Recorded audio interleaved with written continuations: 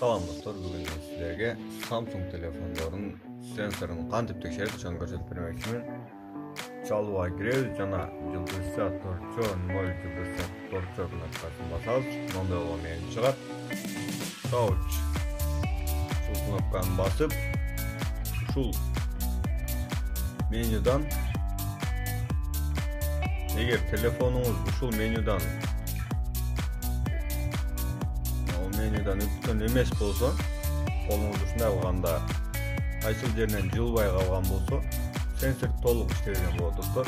Эгер видео жакса, лайк басып, жана досторуңуздар менен бөлүшүп коюңуздар.